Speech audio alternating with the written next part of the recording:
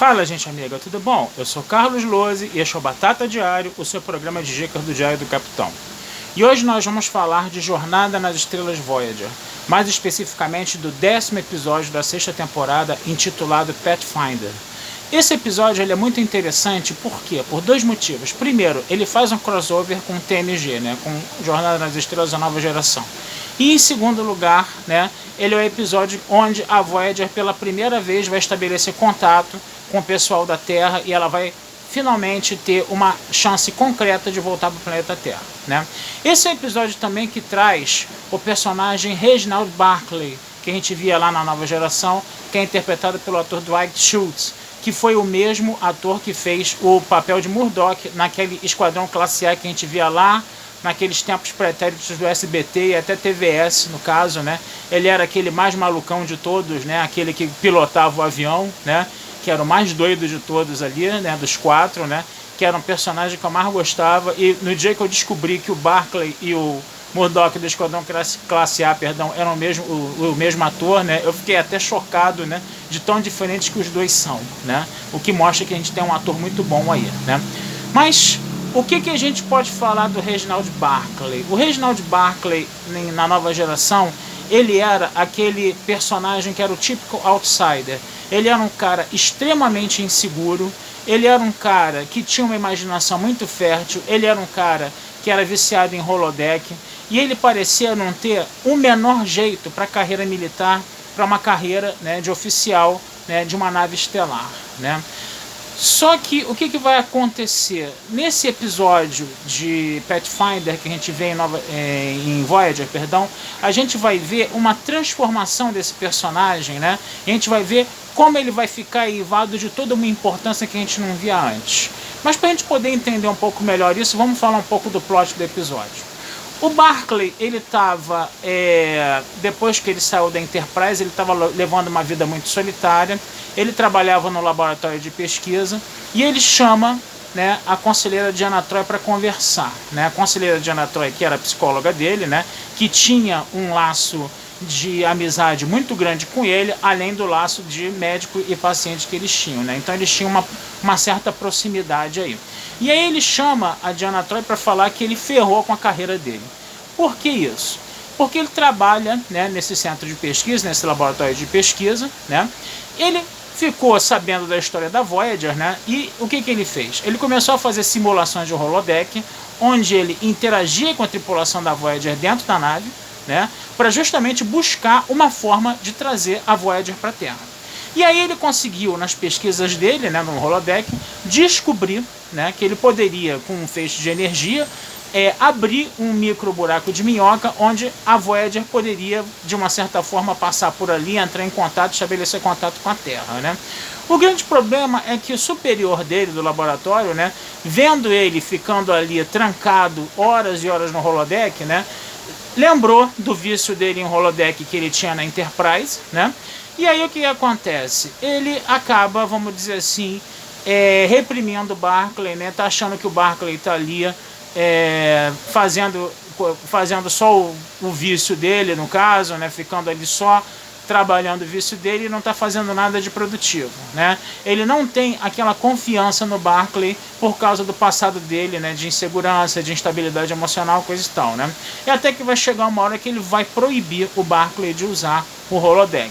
O Barclay, ele continua a usar o holodeck, ele usa o holodeck às escondidas, E aí o que acontece? Ele também já estava estabelecendo um contato com o Almirante Pelvis, que era o pai do Tom Pelvis, O pai do Tom Pelvis também não levava muita fé nele, mas vai chegar uma hora que a situação vai ficar tão instável que ele vai praticamente se trancar dentro do holodeck, Não vai deixar ninguém entrar, vai continuar a rodar a simulação, e aí o superior dele vai fazer o quê? Vai colocar o reator de dobra dessa Voyager holográfica, para explodir, e isso aí vai dar um fim à simulação dele. Então ele acaba precisando, tendo que se render, se entregar, para o programa dele não ser destruído, no caso, Só que à medida que ele ia conversando com o Almirante Pelvis, ele começa a convencer o Almirante de que de repente a coisa poderia realmente dar certo. Como acabou dando certo realmente. A Voyager consegue estabelecer contato com a Terra por um micro buraco de minhoca que vai durar alguns minutos, né? E aí a Terra e a Voyager vão trocar informações. A Voyager vai mostrar, vai enviar mapas navegacionais, vai falar sobre a tripulação, coisa e tal, né? Vai dar informações sobre o quadrante Delta, enquanto que a Terra fornece uma tecnologia, né, de hipersubespaço, né, para poder ajudar a Voyager a voltar para a Terra, né? Então é interessante a gente perceber que o esforço do Barclay ele acaba dando certo, né? E aí, por que esse episódio é tão legal? Por que esse episódio é tão interessante, né? A gente está falando aí de um cara que é totalmente contraproducente. A gente vive num sistema capitalista, por exemplo, onde as pessoas elas precisam, para elas poderem ter valor nesse sistema, elas precisam produzir, né? No meio acadêmico existe até uma frase chamada, uma frase que é produza ou pereça, né? Que o cientista ele tem que produzir bastante artigos acadêmicos em revistas especializadas, senão ele não está exercendo a carreira dele de cientista. Então, ou você produz ou você perece, né? Então, essa lógica de você valorizar a produção no sistema capitalista, em primeiro lugar, a gente, no século 24, numa ficção científica utópica como Jornada nas Estrelas, a gente pode até se perguntar se essa lógica ela ainda vai existir no século 24 do produz ou pereça, né? Mas como as ficções científicas, as boas ficções científicas, elas são um retrato da nossa realidade, um retrato do nosso tempo, né? No século 24, o produz ou pereça ainda está em voga, né? No caso, né? E o Barclay, ele é um cara que parece estar completamente fora desse esquema de produz ou pereça. Ele está completamente fora. Por quê? Porque ele é um cara extremamente inseguro, né? Extremamente imaginativo, ele é um cara altamente contemplativo, altamente imaginativo também, e ele é um cara muito obcecado. Então essas características, né, dão, num primeiro momento, a impressão de que ele é um cara completamente instável emocionalmente para estar dentro dessas engrenagens desse sistema produtivo capitalista, né? Tanto que em TNG, né, e a gente viu até em Jornada nas Estrelas, o primeiro contato, a breve participação que ele teve lá ao tentar falar com Zefram Cochrane, né, ele foi tratado como um reles e mero alívio cômico, né? A gente vê até um desenvolvimento do personagem, um cuidado com o personagem, mas ele está realmente ali mais visto como um alívio cômico, né? Em Pathfinder agora, nesse episódio de Voyager, né, isso já não acontece. Em Pathfinder a gente vê um desenvolvimento desse personagem. A gente vê as características, né, do Barclay, né, esse esforço imaginativo dele, essa grande característica que ele tem de poder trabalhar com a imaginação, essa coisa dele ficar dentro do holodeck, né, e essa obsessão dele, né, em chegar aos seus objetivos, né, como coisas altamente producentes, né. Ele realmente, com todo o esforço dele, com essas características pessoais dele, que podem ser as mais outsiders possível para esse sistema capitalista, a gente vê como essas características pessoais dele, tão singulares dele, conseguem se adaptar a essa produtividade do sistema capitalista, quando num primeiro momento, né, numa primeira impressão, ele parece ser um cara completamente fora, né, desse sistema capitalista aí, completamente não adaptado a essas engrenagens desse sistema producente, né, do capitalismo no caso, né?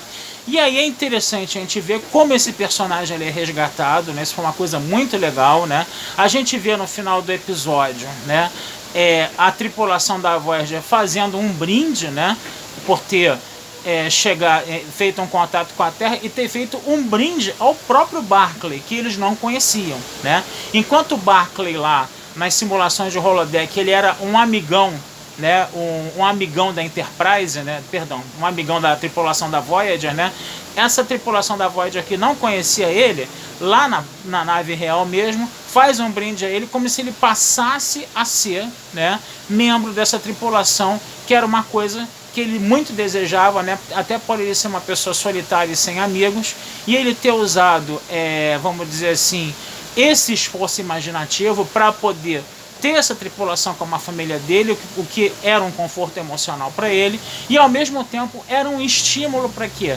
Para ele ser producente em trazer, né, a Voyager de volta para casa, né, no caso, né? Então é muito legal esse episódio, porque esse episódio realmente resgata o Barclay, né? E vale muito a pena vocês darem uma conferida nele, né?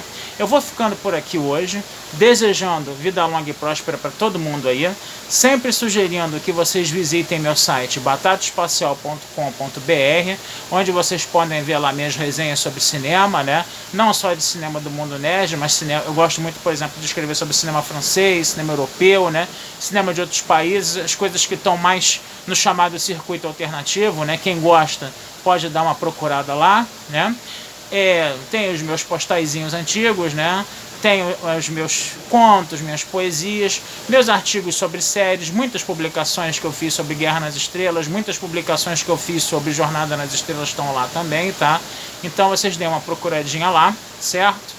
E também não deixem de se inscrever nesse canal aqui do Diário do Capitão, né, do Thiago Maldonado, né, que me acolhe aqui, né, nesse canal, né, sempre agradecendo a ele, né? Inscrevam-se no canal, toquem o sininho das notificações para vocês saberem o que a gente está publicando aqui, tá? Curtam o canal, compartilhem, né? Façam comentários, né? Podem conversar à vontade com a gente, né? Se aproximem da gente, que essa pequena colaboração de vocês sempre é muito bem-vinda, tá certo? Então é isso aí, gente. Um abração e até a próxima. Fui!